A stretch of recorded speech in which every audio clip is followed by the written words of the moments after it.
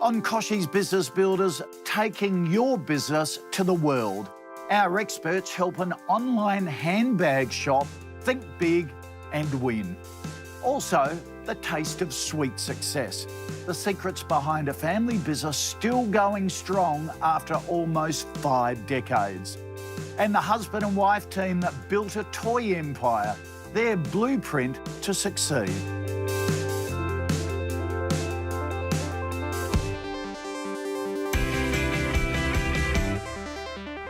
Hello and welcome to Kochie's Business Builders. Great to have you aboard.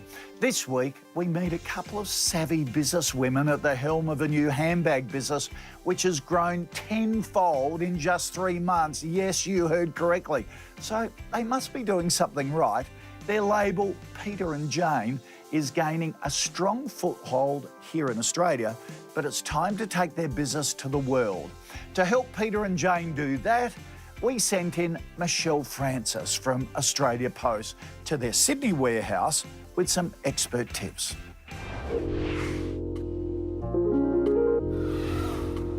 It's a busy day at Peter and Jane HQ as this 2-woman band sorts through a new shipment of product. Peter Wessel and Jane De Silva only launched the business in 2017, but their handbags are being snapped up in big numbers. Up to 50 parcels are going out the door each day. Probably our biggest areas would have to be obviously New South Wales, and then we've created a very good brand awareness within Victoria, within retailers, e-tailers, boutiques. Michelle Francis has come along to help Peter and Jane cope with expanding even further. So how's the business going on an international scale? We're growing pretty much every day. We're getting more and more orders from New Zealand. We're getting a lot of orders from the US. So, where to from here? So you've already cracked into the international space. What are your plans going forward? Well, as we're a relatively new business, we feel we've done a really good job getting there thus far in the US. We'd really like to push that market. It's very similar to the Australian market. So we have a strategy. We've done trade shows within Australia, but our next step is to attend and exhibit at trade shows in the US. We've also been approached by buyers from Dubai and South Africa. We've come to their attention. They're online e-tailers also. So obviously they keep a watch on what e-tailers are doing within Australia and have noticed that our brand's doing really well. So we have meetings with them this month. So that's very exciting. Yeah, wow. It's great that you've got some orders coming in from overseas. One of the things that we suggest is to have a really sort of structured plan now about where it is that you want to take the business and into what markets.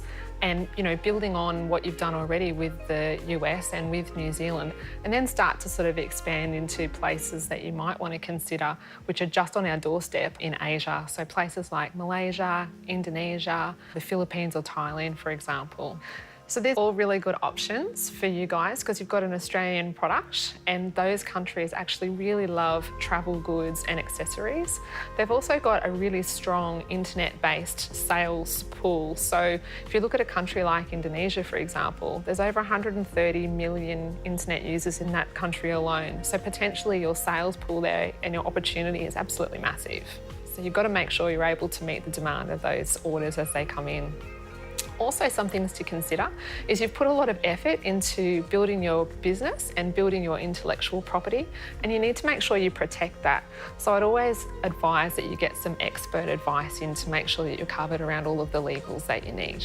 So you've already got a really strong wholesale model, but you might want to consider using a local partner to help you actually sell into that market much better. So it will help you develop a sales channel, which will strengthen, I guess, what your approach is into that market, which will really be great for you when you're looking at partnering or going into places that you've got already, such as Dubai. Some good advice there from Michelle. A business should first make sure it can cope with increased capacity during times of expansion. Coming up, where exactly should Peter and Jane be focusing their attention from an overseas standpoint? What would happen if one of your key suppliers was damaged by an unexpected event such as a fire or storm and was unable to supply your business? If this happens and your cash flow takes a hit, business interruption insurance could keep you afloat. Unlike property insurance, which may only cover repairs, business interruption insurance can help protect your bottom line. So if your business can't trade, you can recover turnover lost as a result of the unexpected supply chain disruption. To find the right cover for your small business, a steadfast broker can help you understand where you're exposed. Because at the end of the day, it's important to ensure you stay in business no matter what life throws at you. To understand your commercial risks and help choose the right cover for your small business, contact a Steadfast insurance broker today.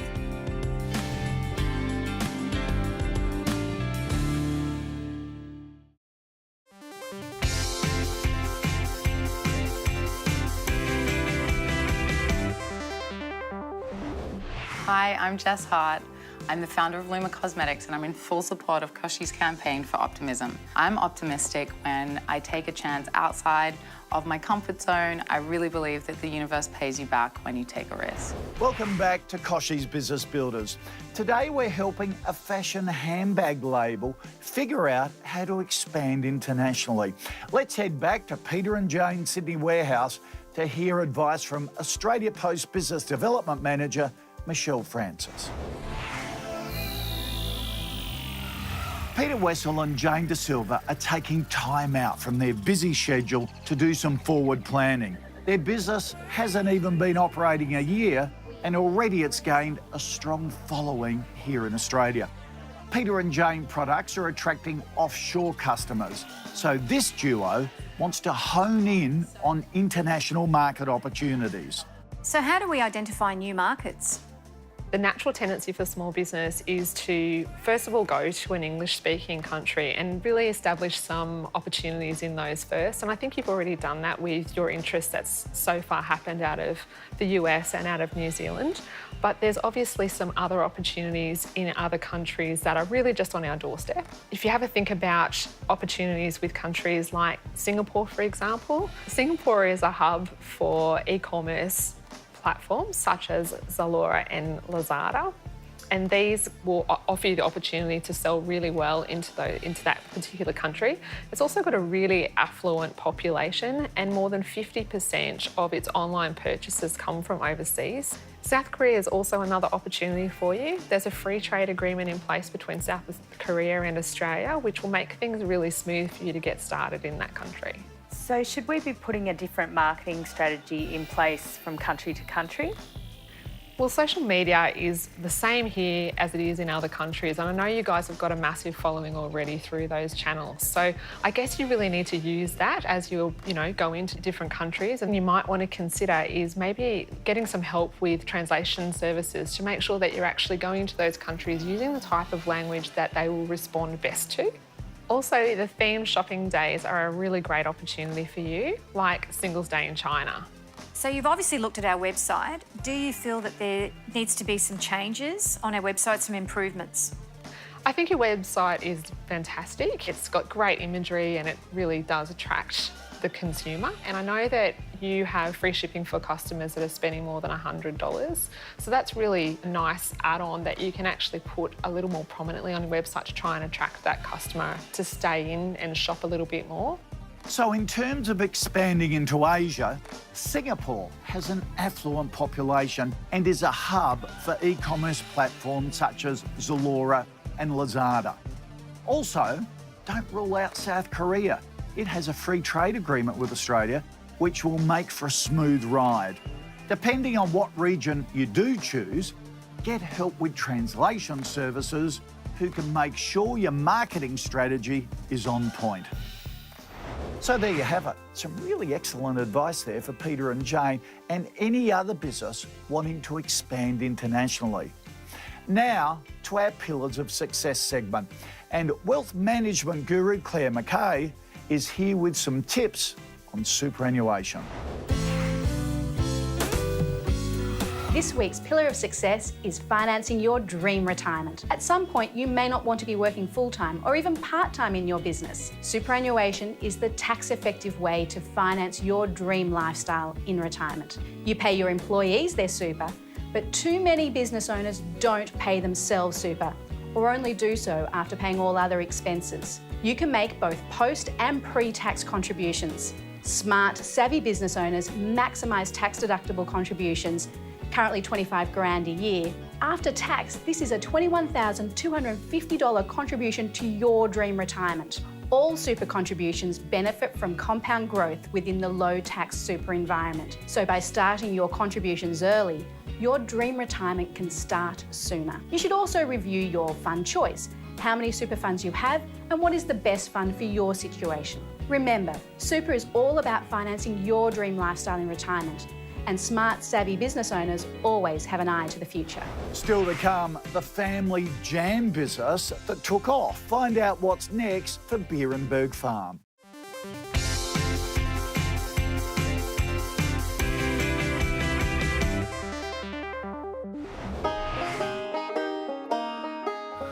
Hi, I'm Naomi Green, co-founder and director of Tiger Tribe. We are a premium kids brand and we sell Australia-wide and around the world, and we've been in business for over 10 years. Here are my top 3 tips for business success. My first tip is know your brand. Know who you are. Write it down and it will help you stay focused along your path. My second tip is value your relationships. Your brand is not just about product, it's about people as well. Value those people, whether they're suppliers, customers, or the people who work inside your business. Stay real, stay authentic. My last tip is take small steps.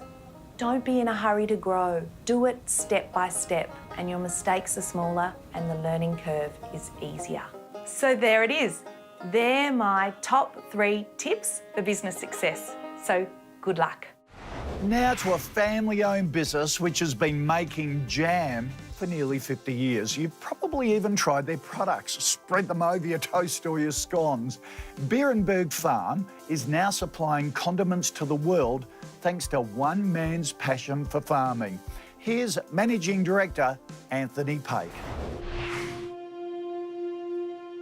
Well, my father started Beerenberg in the 70s, started growing strawberries, but actually we're 6 generations here on the farm in Harndorf. My great-great-grandfather came here from Harndorf in 1838 and started farming, and then it was really my father who started growing strawberries in the 1970s and came up with the brand name and the name Beerenberg. I think Dad was amazing. Amazingly, he was a farmer first and foremost, but even back in the early 80s, he was travelling the world.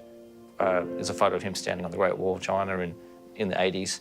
I guess he really understood that Beerenberg was something special and he wanted to take it to the world. And Mum was, obviously she was concerned about things not going well or going really well and not being able to afford it, but she understood and she supported him 100%. So I think Dad was an amazing entrepreneur and he really built the foundations for this company. We've got about 80 products all up, so about 20 jams.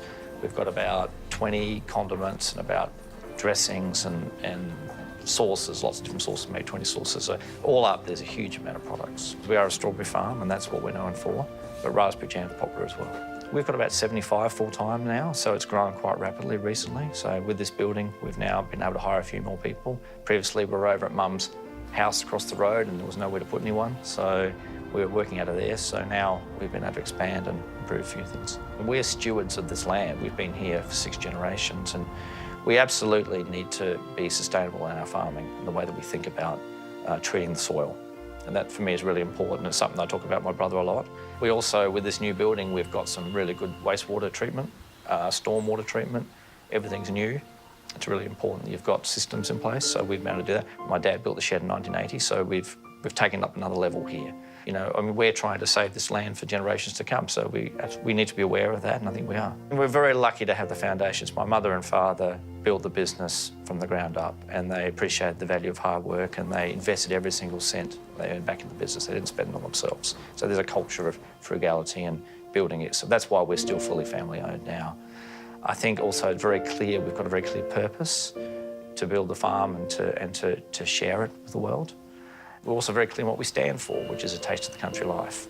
We're a farm and we know what products we should make and how we should label them and market them.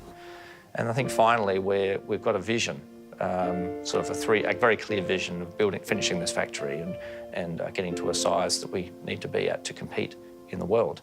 And I think there's a lot of hope for staff in that, and it's inspiring for them. Coming up, the technology essentials for people who work on the road.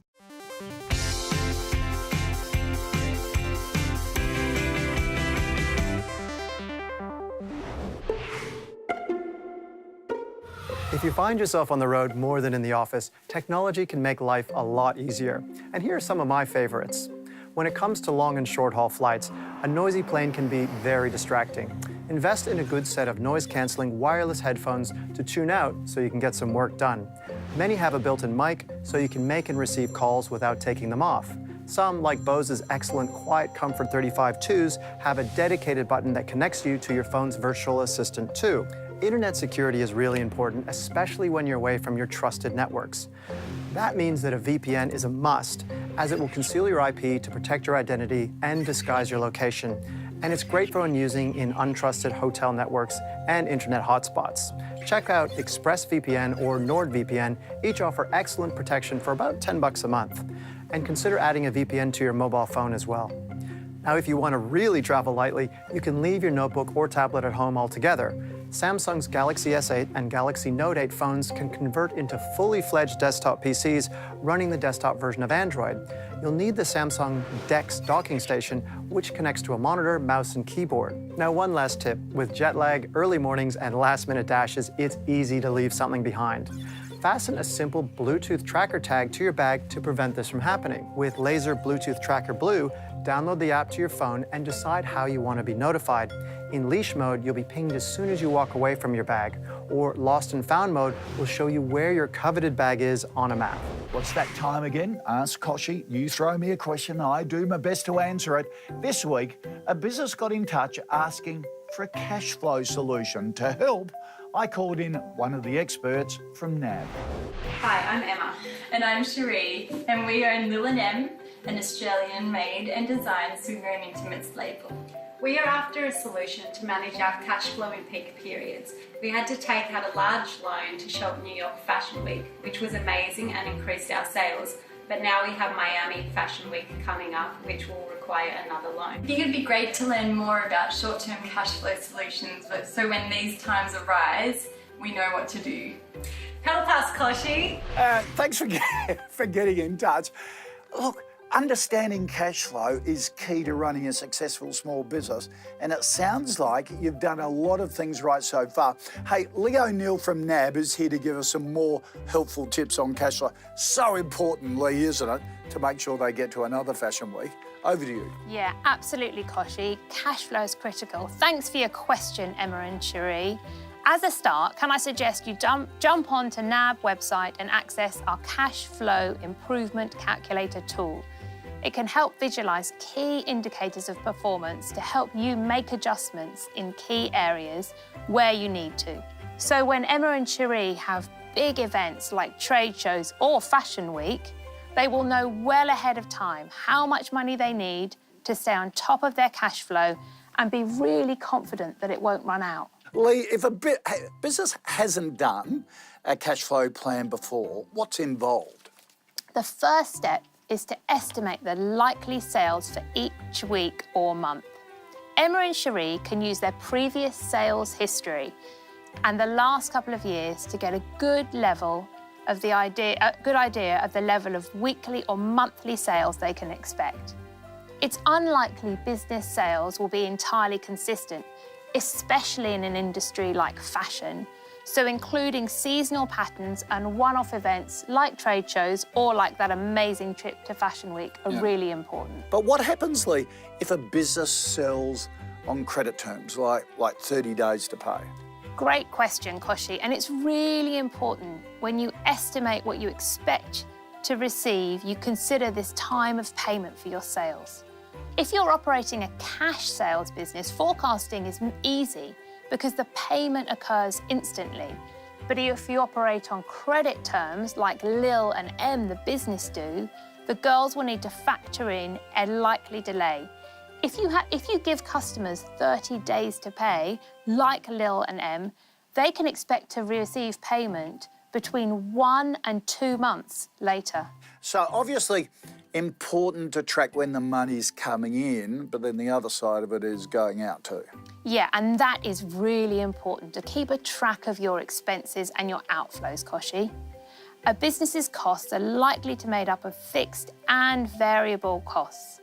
Fixed costs are those things you need to pay regardless of your sales, things like your rent or the salaries of your team. Variable costs depend on the number of sales you make. So as soon as you make a sale, the business needs to consider these costs. Like for Emma and Cherie, it might be delivery fees. So have a look at your annual expenses like accounting fees and business taxes, and also take those into account as you think about your outflows. Lee, thank you for all those tips. It was just wonderful. Thank you for having me. And don't forget, if you've got a question, be sure to send it in, kbb@pinstripemedia.com.au. We'll do our best to answer it or get the experts in. And if you have a business question, come and take part in our Facebook live chat every Monday from 12:30. Next week on the show, how to better manage the logistics of your business by streamlining delivery. See you next week for more Kochie's Business Builders.